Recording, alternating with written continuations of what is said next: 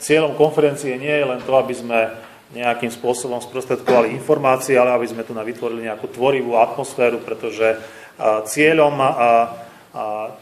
nie je len povedať, ako veci sú, ale ako sa dajú realizovať.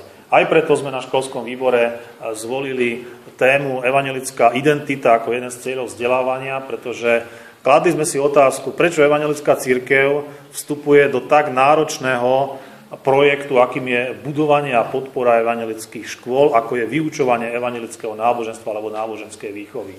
Z ekonomického hľadiska to nie sú prosperujúce podniky. Nie je tam zisk, neprinášajú nám nejaké veľké medziročné výnosy, takže treba si povedať, že prečo.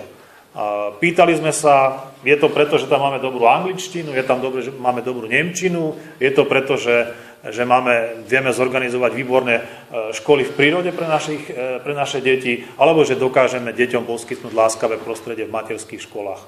Alebo je to preto, že máme niečo, čo považujeme za tak vzácne a tak dôležité, že napriek finančným výdavkom, napriek námahe mnohých z vás a z nás to chceme robiť.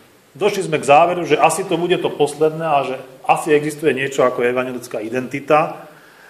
A potom sme začali diskutovať o tom, čo je to evanjelická identita a zistili sme, že nie každému je úplne všetko jasné. No tak sme sa rozhodli, že pozveme pána dekana, nech nám v tomto smere urobí jasno. Verím, že sa to podarí jemu a možno, že aj si sami vyjasníme mnohé veci.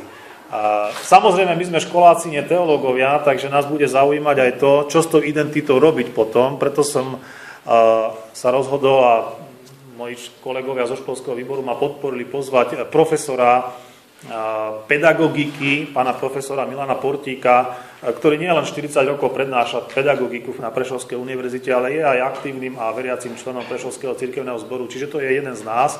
Nech nám on teda povie, akým spôsobom sa vôbec dá budovať identita a čo by sme mohli v tomto smere použiť. Uvidíme, ako sa nám to bude dať.